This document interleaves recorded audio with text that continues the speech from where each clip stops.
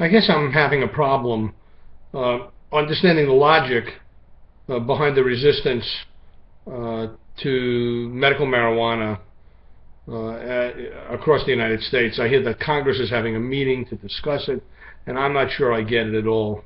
There really is no discussion to be had by anybody who's intelligent and informed.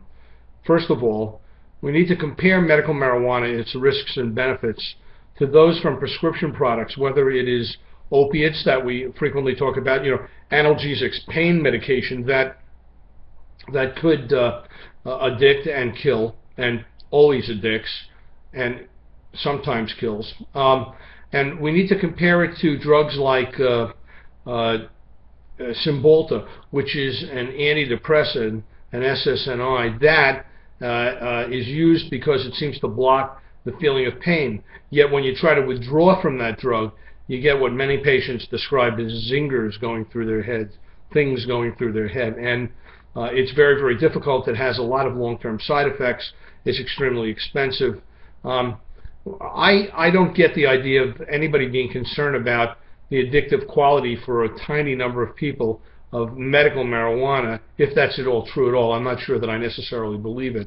And I certainly don't understand why anybody would talk about it being dangerous and yet at the same time be hypocrite enough to write prescriptions for morphine sulfate, Percocet, Percodan, Vicodin, Tylenol with codeine, etc., let alone drugs like Tylenol that we know put thousands of people in the hospital and are responsible for liver failure for many, many people across this country and around the world. I'm an advocate of medical marijuana.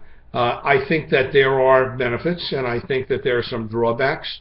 I think we're going to learn more about it as we go along. But the fact of the matter is that medical marijuana is far less dangerous than the options that we have available. That leads me to my last conclusion. It must be money. It must be that companies that are making money on pain medications are worried about losing part of their market. It must be that doctors who carry control and at the same time have people show up monthly in pain management clinics where that would no longer be necessary, they must be threatened.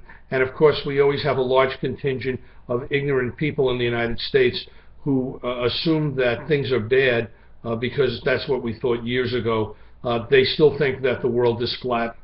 I'm an undying advocate of medical marijuana for those people that need it.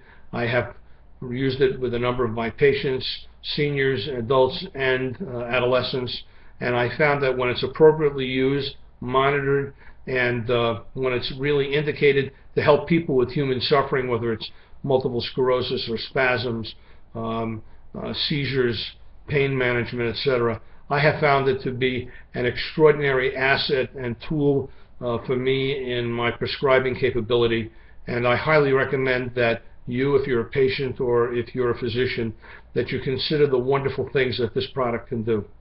So that's that.